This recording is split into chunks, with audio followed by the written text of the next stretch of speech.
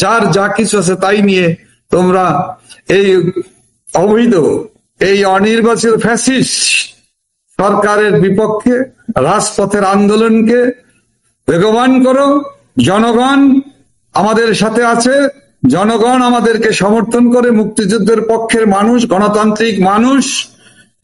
তবে সারা দেশব্যাপী আমাদের কর্মসূচিটা ছিল কিন্তু ঢাকা কেন্দ্রিক, ঢাকা লকডাউন।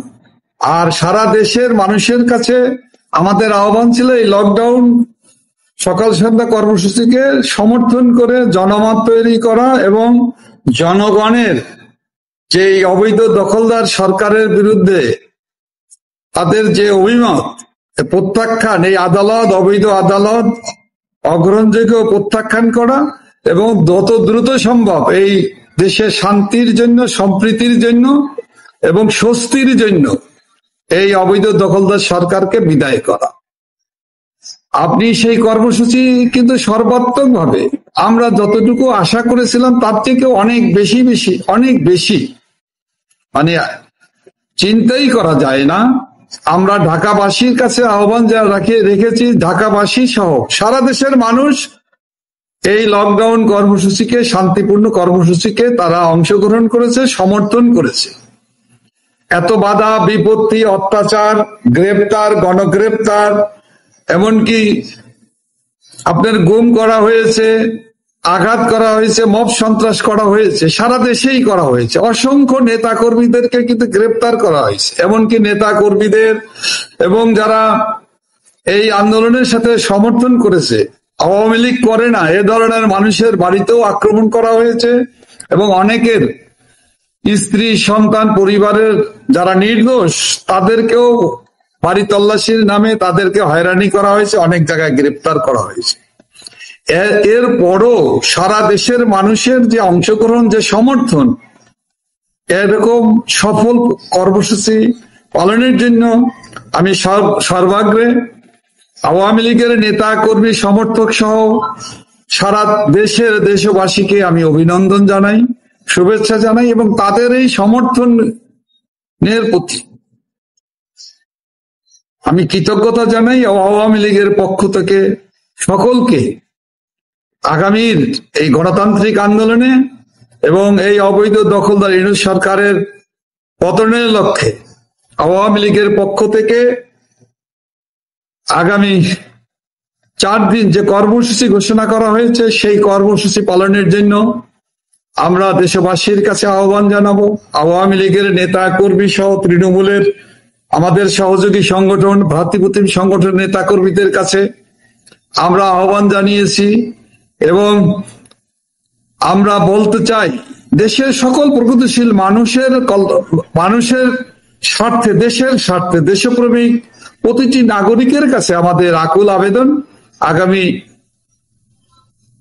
কর্মসূচিগুলোকে আজকের লকডাউন কর্মসূচির মতো সর্বাত্মকভাবে সমর্থন করবে, এগিয়ে আসবে এবং এই অশুভ শক্তি, দানবীয় শক্তি, লুটেরা, বিদেশি দালাল, দোসরদের হাত থেকে বাংলাদেশকে অচিরেই দেশবাসী মুক্ত করবে বলে আমরা আশা করি। কর্মসূচিগুলো আপনার মুখে আমাদের দর্শকরা শুনতে চান। ধন্যবাদ। বাংলাদেশ আওয়ামী লীগের পক্ষ থেকে যে কর্মসূচি আগামী 4 দিনের জন্য ধারাবাহিকভাবে যে কর্মসূচি ঘোষণা করা হচ্ছে আমি আপনাকে পড়ে শোনাচ্ছি দেশবাসীর জন্য, আপনার দর্শক শ্রোতাদের জন্য। গণতন্ত্র, আইনের শাসন পুনঃপ্রতিষ্ঠা সহ খুনি, ফ্যাসিস্ট, অবৈধ ইউনূস সরকারের পদত্যাগের দাবিতে ও গণপ্রজাতন্ত্রী বাংলাদেশ সরকারের মাননীয় প্রধানমন্ত্রী, বাংলাদেশ আওয়ামী লীগের সভাপতি দেশরত্ন শেখ হাসিনা এবং জাতীয় নেতৃবৃন্দ সহ অন্যান্যদের বিরুদ্ধে দায়েরকৃত অবৈধ আইসিটি আদালতে বিচারিক কার্যক্রম ও আদালত বাতিলের দাবিতে আগামী 14 ও 15 নভেম্বর দেশব্যাপী বিক্ষোভ, প্রতিবাদ ও প্রতিরোধের ডাক দেওয়া হয়েছে। 16 এবং 17 নভেম্বর দেশব্যাপী সর্বাত্মক শাটডাউন,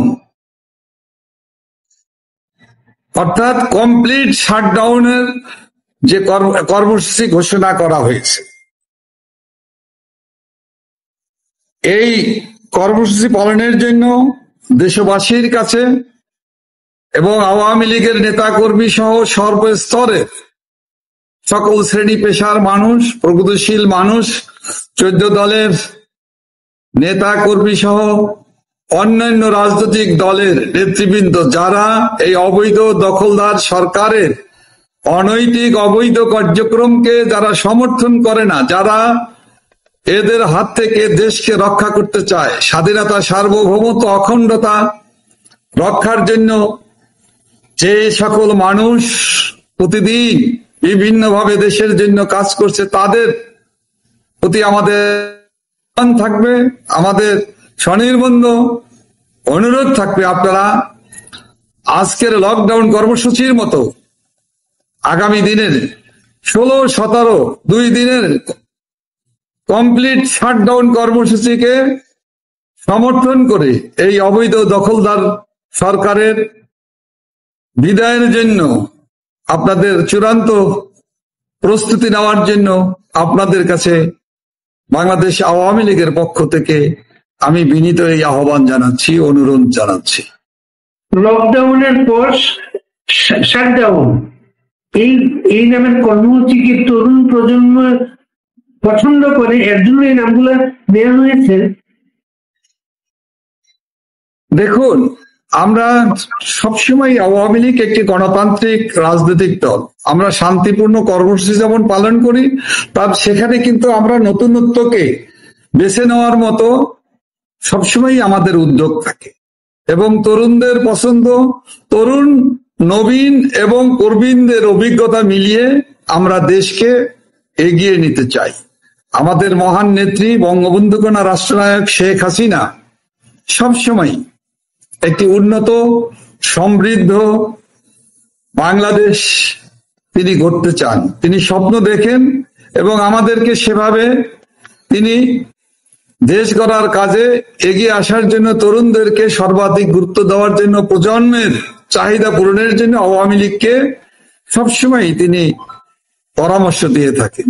সেই জায়গা থেকে আমরা তরুণ প্রজন্মকে আকর্ষণ না, তরুণ প্রজন্মকে বাস্তবমুখী কর্মসূচির সাথে অংশগ্রহণ করার জন্যই আমরা শাটডাউন কর্মসূচি ঘোষণা করেছি এবং এর সাথে প্রবীণদেরও অতীতে হরতাল, তারপর অবরোধ, নানা ধরনের কর্মসূচি, বিক্ষোভ কর্মসূচি দেওয়া হতো। সেই জায়গা থেকে বেরিয়ে এসে আমরা লকডাউনের মতো কর্মসূচি দিয়ে এটার সাথে মানুষের যে আস্থার সৃষ্টি হয়েছে এই কর্মসূচির প্রতি, এই কর্মসূচির যে মূল থিম যেটা মানুষের কাছে আমরা তুলে ধরেছি, তার প্রতি যে সমর্থন, সেই সমর্থনে কিন্তু মনে হয়েছে সারা দেশে মানুষের ভিতরে একটি জাগরণ, মহা জাগরণের সৃষ্টি হয়েছে।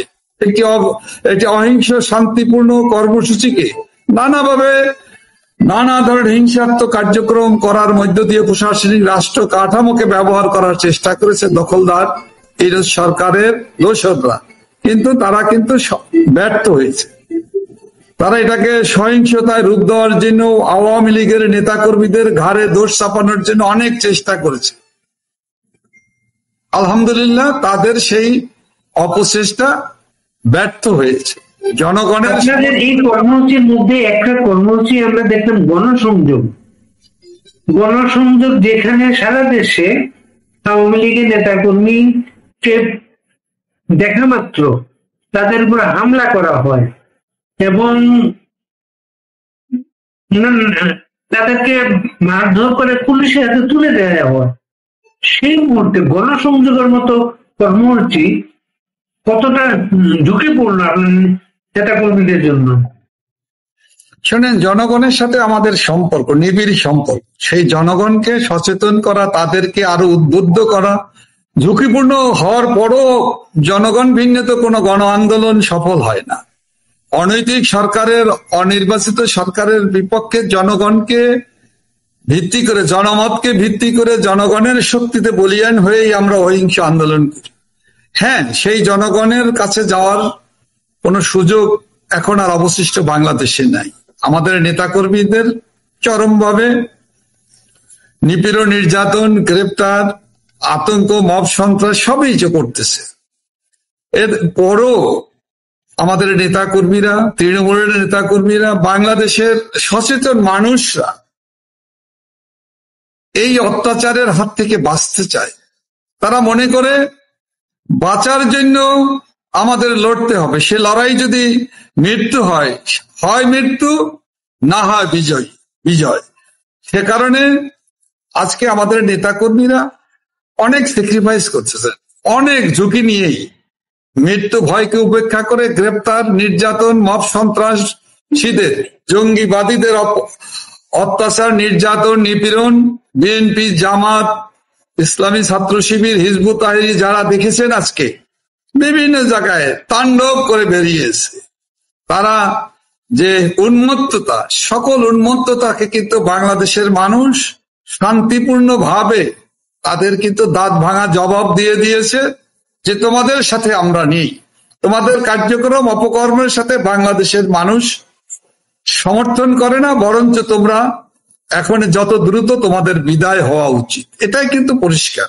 তো সেজন্য আমাদের নেতাকর্মীদের আত্মত্যাগ ইতিহাসের পাতায় লেখা থাকবে।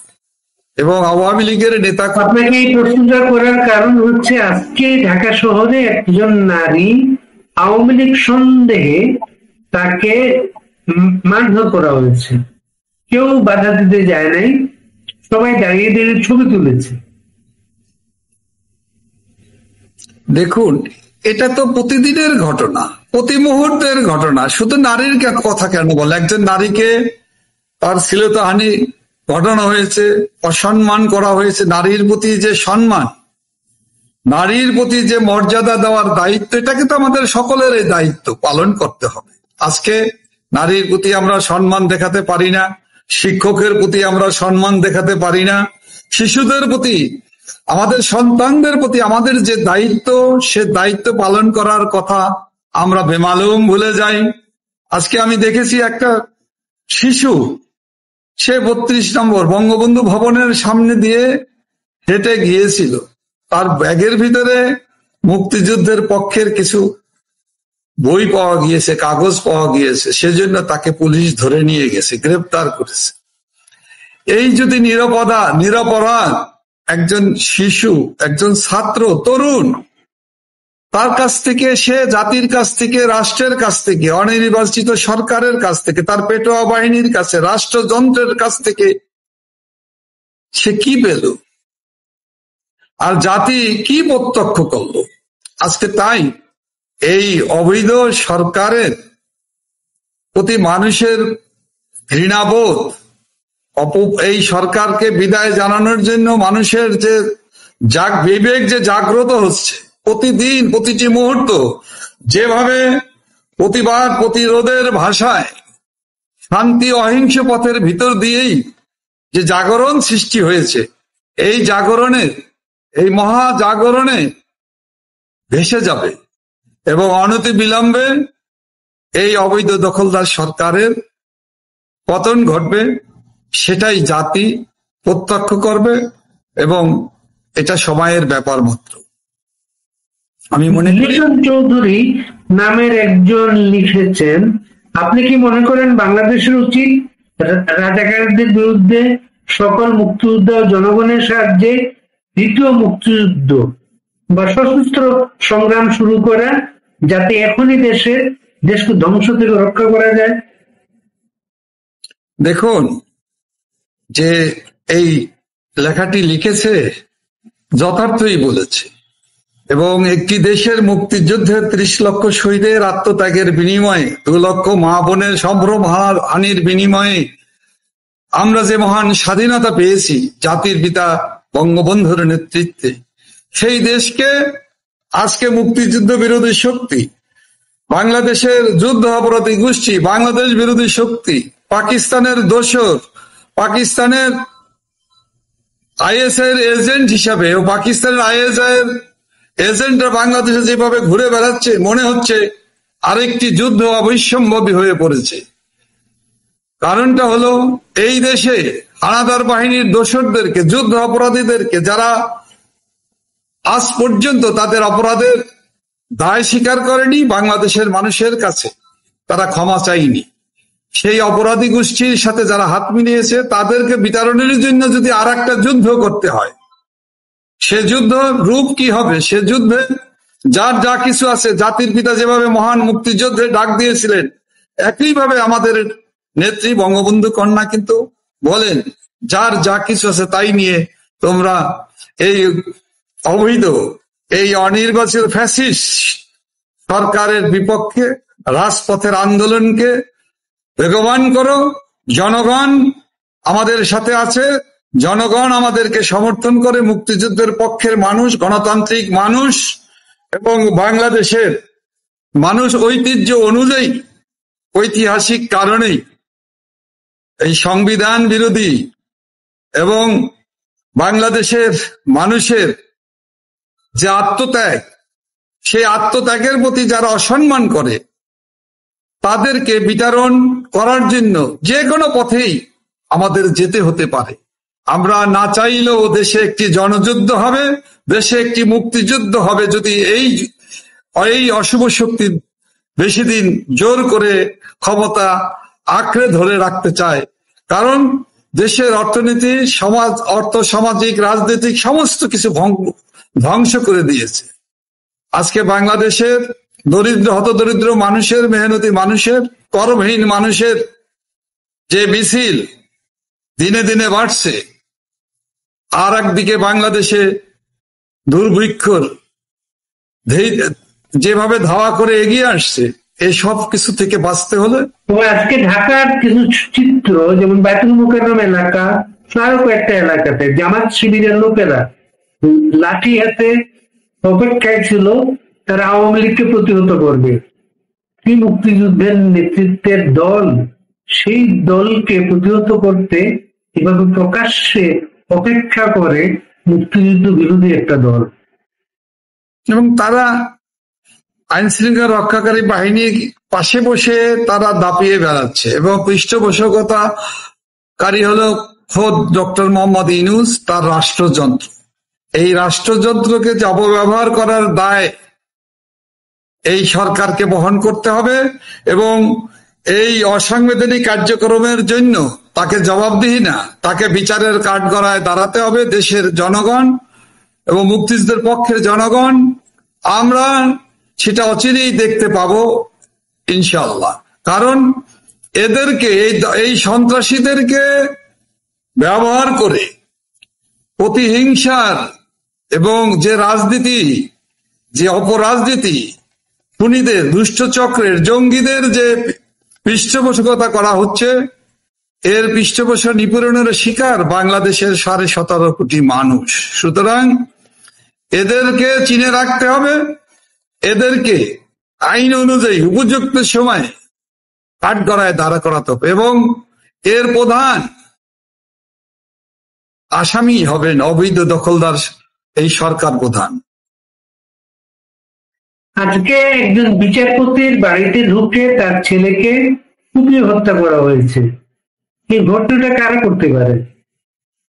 এই একই অশুভ শক্তি যারা 5ই আগস্টের যে দানবীয় সন্ত্রাসী কায়দায় আমাদের মাননীয় প্রধানমন্ত্রী বঙ্গবন্ধু কন্যাকে হত্যা করার জন্য গণভবন আক্রমণ করেছিল, মেটিকুলাসলি ডিজাইন করে যে আক্রমণ করেছিল, অস্ত্র, গোলা বারুদ সহ স্নাইপার আর্মস দিয়ে যারা ঘিরে ফেলেছিল, সেই সন্ত্রাসীরাই আজকে বিচারালয়ে বিচারপতিদেরকে লাঠির ভয় দেখায়।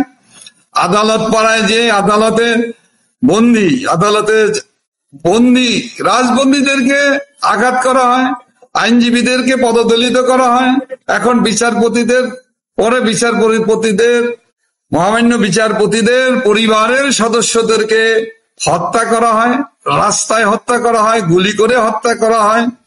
হ্যাঁ, সন্ত্রাসের এবং জঙ্গিদের অভয়ারণ্যে পরিণত হয়েছে বাংলাদেশ। এবং এই অভয়ারণ্য থেকে দেশকে বাঁচাতে হবে, এই অঞ্চলকে বাঁচাতে হলে, জঙ্গিবাদ মুক্ত বাংলাদেশ করতে হলে, এই অঞ্চলের শান্তি সম্প্রীতি জঙ্গিবাদ মুক্ত করতে হলে, পৃথিবীকে শান্তি স্বস্তির জায়গায় দাঁড় করাবার জন্য আমাদের যে দায়িত্ব, বাংলাদেশের 17.5 কোটি মানুষের যে দায়িত্ব, সে দায়িত্ব হলো অচিরেই অনতি বিলম্বে এই অবৈধ দখলদার সরকারের বিদায় করা।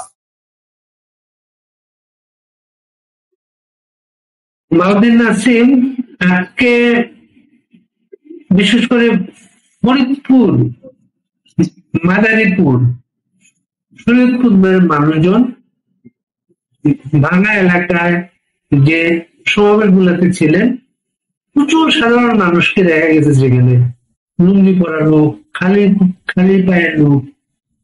এমন ঢল বাংলাদেশের অন্য এলাকাতে কবে নাগাদ আমরা দেখতে পাবো? শুনুন, আপনি কিন্তু, আমি শুনেছি এর আগেও বলেছেন, শুধু শরীয়তপুর, মাদারীপুর, শিবচর, ফরিদপুর, ভাঙ্গা, গোপালগঞ্জ নয়, এটা কিন্তু দক্ষিণ অঞ্চলের মানুষের সমর্থনের কারণেই কিন্তু পুরো দক্ষিণাঞ্চল, 2টা বিভাগ, এরপরে ঢাকা বিভাগের একটা অংশ এর সাথে কিন্তু সম্পৃক্ত। এবং একইভাবে আমি তো দেখেছি, আমি তো ময়মনসিংহ বিভাগের মানুষদেরও কিন্তু তাদেরও স্বতঃস্ফূর্ত অংশগ্রহণ ছিল আজকের এই লকডাউন কর্মসূচিকে সফল করার জন্য। সেখানেও মানুষ রাস্তায় দাঁড়িয়েছে নানা বাধা বিপত্তির পরে। একইভাবে সিলেট বিভাগের মানুষ, সিলেটের মানুষরাও কিন্তু এই আন্দোলনের সাথে ছিল। বরিশাল বিভাগের মানুষরা, খুলনা বিভাগের অন্যান্য জেলার মানুষেরা বিভিন্নভাবে কিন্তু এই কর্মসূচিকে সমর্থনের জন্য কাজ করেছে।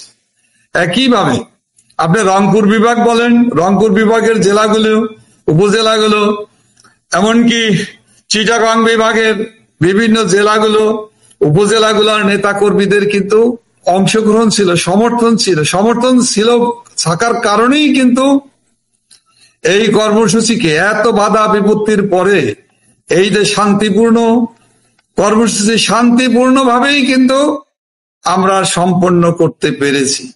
নানা ধরনের উৎপীড়ন ছিল, নানা ধরনের প্রচেষ্টা চালানো হয়েছিল, সন্ত্রাসীদের লেলিয়ে দেওয়া হয়েছিল, এবং এই এত সন্ত্রাসী কর্মকাণ্ডের পরেও কিন্তু আমরা গণতান্ত্রিক শক্তি হিসাবে বাংলাদেশ আওয়ামী লীগ এবং আওয়ামী লীগের নেতাকর্মীরা শান্তিপূর্ণভাবে তারা কর্মসূচি পালনের মধ্য দিয়ে জনগণের যে সমর্থন, অকুণ্ঠ সমর্থন, সেটা কিন্তু ব্যক্ত করেছে।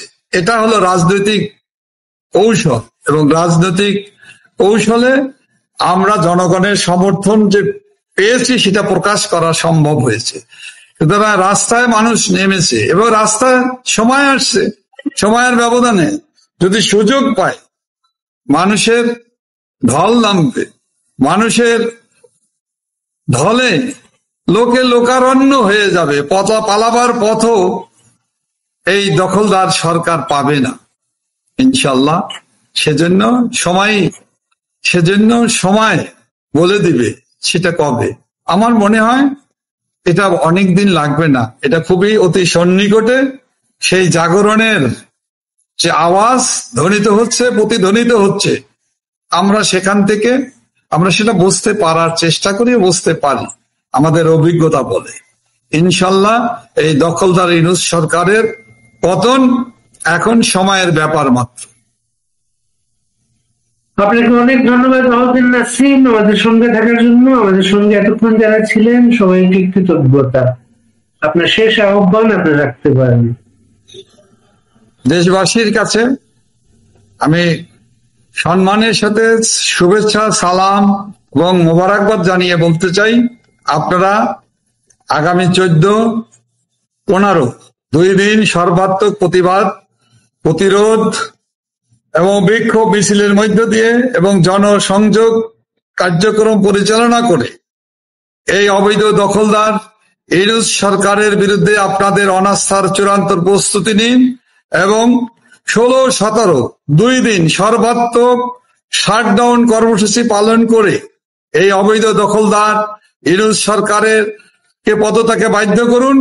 দেশে শান্তি শৃঙ্খলা, আইনের শাসন, গণতান্ত্রিক শাসন ব্যবস্থা, সাংবিধানিক শাসন ব্যবস্থা প্রতিষ্ঠার জন্য আপনারা এগিয়ে আসুন এবং আপনাদের সমর্থন এখানে অত্যন্ত গুরুত্বপূর্ণ প্রয়োজন। আমরা বিশ্বাস করি আপনারা এগিয়ে আসবেন এবং সকলে মিলে আমরা একটি সুন্দর বাংলাদেশ আবার দেশরত্ন শেখ হাসিনার নেতৃত্বে আমরা গড়ে তুলতে চাই, যেখানে থাকবে শান্তি, সম্প্রীতি, ভালোবাসা এবং দেশের তৃণমূলের অভাবী হতদরিদ্র মানুষের বেঁচে থাকা, দুবেলা পেট পুরে খাবার তার নিশ্চয়তা আমরা আবার গড়ে তুলব।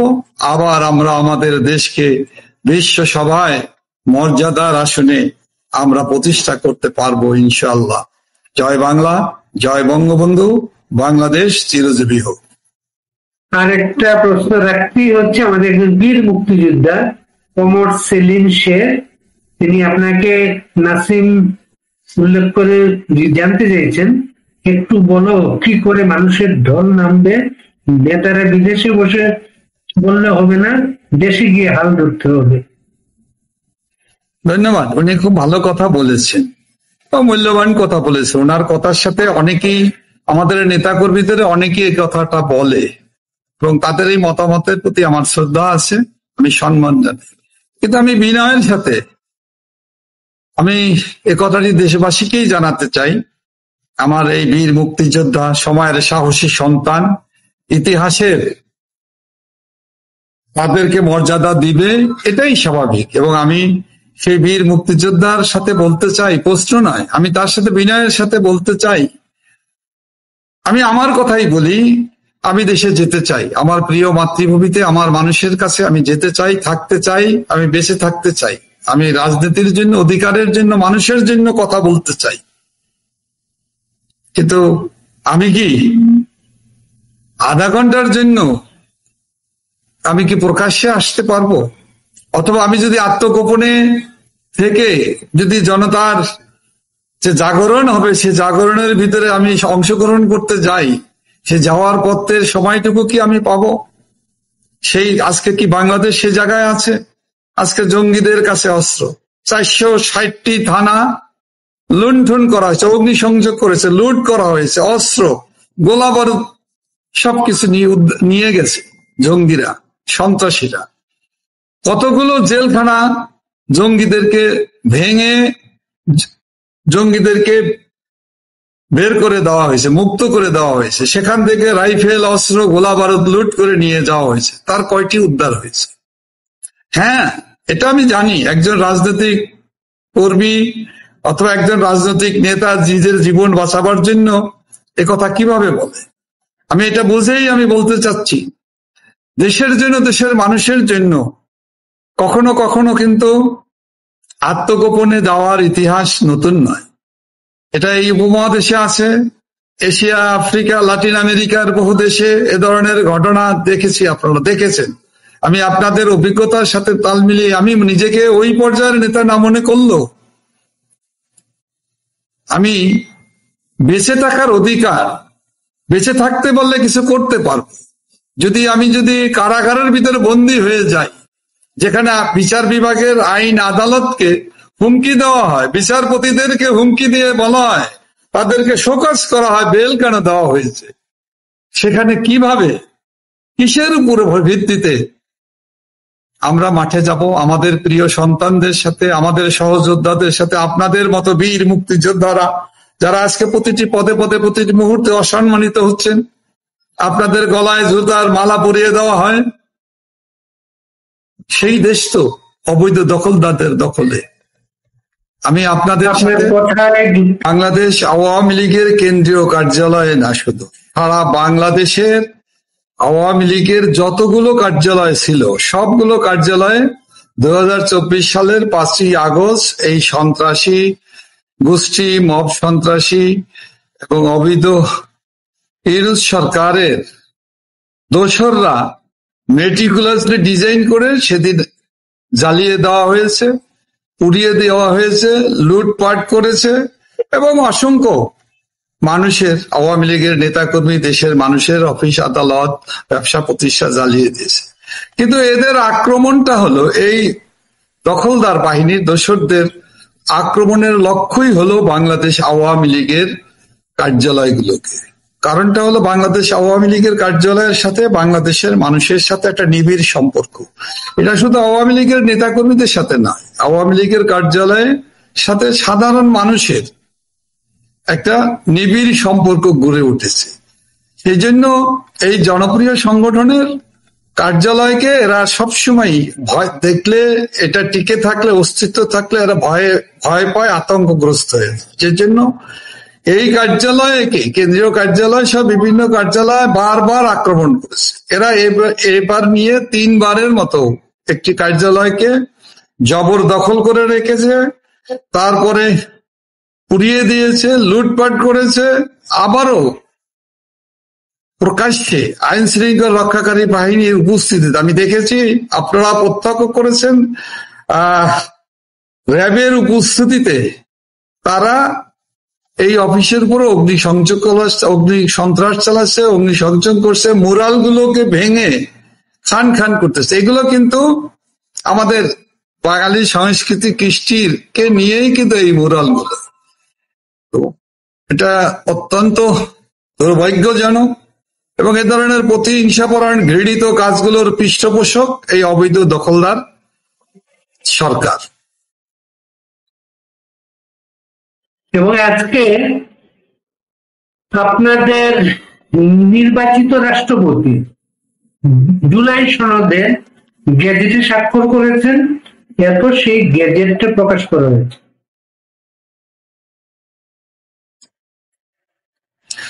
দেখুন, আসলে তো একটি দুর্বোধ্য কারাগারে বাংলাদেশের মানুষ বসবাস করছে, একটি বদ্ধ নগরীতে যেখানে স্বাভাবিক মৃত্যুর গ্যারান্টি নেই, স্বাভাবিক জীবনযাপন থেকে আরম্ভ করে কোনো কিছুরই কোনো ব্যবস্থা নেই। সেখানে আইন শৃঙ্খলা রক্ষাকারী বাহিনীর সদস্য বলেন আর জাতীয় নিরাপত্তা বাহিনীর সদস্য কর্মকর্তা বলেন, সরকারি কর্মকর্তা কর্মচারী বলেন, প্রজাতন্ত্রের কর্মকর্তা কর্মচারী বলেন, এবং জনপ্রতিনিধি যারা গণতান্ত্রিক শক্তি, রাজনৈতিক দলের যারা নেতা কর্মী এবং নির্বাচিত কোনো নিশানাই এখন আর টিকে থাকছে না, সবকে ভেঙে চুরে লন্ডভন্ড করে দিচ্ছে। সুতরাং একজন নির্বাচিত রাষ্ট্রপতির উপরও কি ধরনের পরিস্থিতি, দমন পীড়ন, ভয় ভীতি, হুঙ্কার দেওয়া হয়, এটা আমরা দেখছি এবং এগুলো ঘটনার নিন্দা জানানোর ভাষাও আমাদের নেই। আমরা দেখেছি 10 জন 20 জন 50 জনে যে বঙ্গভবনের গেটের সামনে যে পদত্যাগ করে আক্রমণ করতে চায় আইন শৃঙ্খলা রক্ষাকারী বাহিনী এবং যারা নিরাপত্তার সাথে দায়িত্বপ্রাপ্ত যারা জড়িত তাদের উপস্থিতিতে তাদের সাথে মিলেমিশেই মনে হয় তারা এই আক্রমণ করতে চায়। সেক্ষেত্রে নির্বাচিত রাষ্ট্রপতি, গণতন্ত্রের জন্য মহামান্য রাষ্ট্রপতি, বাংলাদেশের জন্য সাংবিধানিক শাসন ব্যবস্থার জন্য একমাত্র নির্বাচিত রাষ্ট্রপ্রধানকে যে হুমকির ভিতরে আছে এবং তিনি তাকে বাধ্য করা হচ্ছে বলেই আমরা এটা বিশ্বাস করি। আপনি মনে করেন আপনার রাষ্ট্রপতি কি মেরুদণ্ডহীন?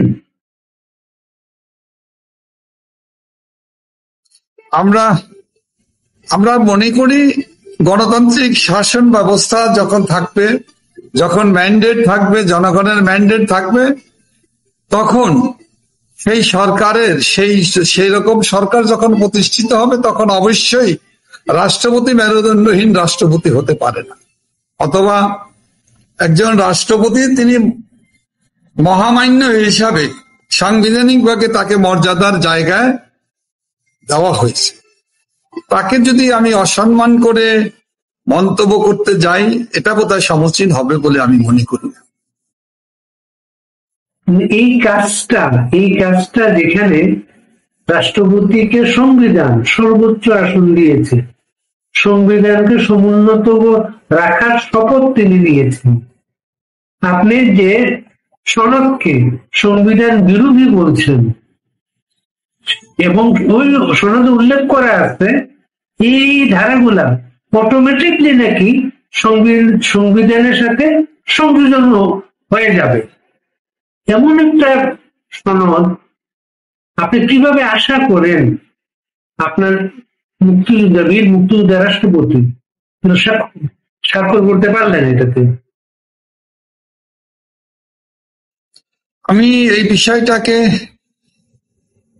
এভাবেই ধরে নেব, এটা এক ধরনের তাকে বাধ্য করা হয়েছে, কারণ প্রতিটি মুহূর্ত তিনি হুমকির ভিতর আছেন এবং দেশের আইন শৃঙ্খলা পরিস্থিতির যে চরম অবনতি, দেশের আইন শৃঙ্খলা পরিস্থিতি, বিচার বিভাগ থেকে আরম্ভ করে কোনো জায়গাতেই কোনো শান্তি নেই, সম্প্রীতি নেই, সবাই আতঙ্কিত।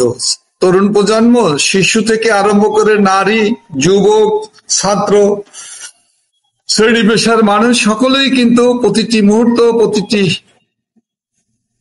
দিন তারা পার করছে হুমকির ভিতর দিয়ে, হুমকির মুখোমুখি, এবং বিদ্বেষ ছড়িয়ে বেড়ানো হচ্ছে এবং এমন ভাবে দেশটাকে, দেশের মানুষের বাক স্বাধীনতা, মৌলিক অধিকার, সাংবিধানিক অধিকার যেভাবে কেড়ে নেওয়া হচ্ছে, সেক্ষেত্রে মহামান্য রাষ্ট্রপতি অসহায়। এবং মহামান্য রাষ্ট্রপতি, যিনি সংবিধানের সংরক্ষক, তিনি যখন অসহায় হয়ে পড়েন, তখন গোটা দেশ, গোটা জাতি, আমাদের জাতিসত্তা এবং আমাদের মূল্যবোধ সবকিছুই আজকে অসহায়। এই অসহায়ত্বের হাত থেকে বাংলাদেশের মানুষ রক্ষা পেতে চায়। একটি স্থিতিশীল, গণতান্ত্রিক, জনগণের অংশগ্রহণমূলক সকল পর্যায়ের মানুষের একটি অবাধ, সুষ্ঠু, অন্তর্ভুক্তিমূলক নির্বাচনের মধ্য দিয়েই বাংলাদেশের এই অশুভ শক্তির হাত থেকে বাঙালি জাতি মুক্তি পেতে পারে বলে আমরা দৃঢ়ভাবে বিশ্বাস করি। আমরা একটু অন্য প্রসঙ্গে যাই। বাহাদুর নাসিম, এই যে ঢাকা লকডাউন কর্মসূচিতে এর আগে আপনারা যখন বিরোধী দলে ছিলেন তখন কিন্তু ঢাকা অবরোধ কর্মসূচির মতোই একটা ছিল। চতুর্দিক থেকে ঢাকার প্রবেশ মুখ গুলা অবরুদ্ধ করা হতো। এবার শুধু আপনার নির্বাচনী এলাকা, মাদারীপুর, শরীয়তপুর, ফরিদপুর এলাকা, ওই এলাকাতেই কিন্তু ওই অবরোধটা আমরা দেখেছি। মানিকগঞ্জের দিকে, গাজীপুরের দিকে, ময়মনসিংহের দিকে এই অবরোধটাই আমরা সেভাবে দেখি নাই। এটা কোনো ব্যর্থতা আপনাদের? শোনেন, সফলতা ব্যর্থতার বিচার বিশ্লেষণ সময় করবে।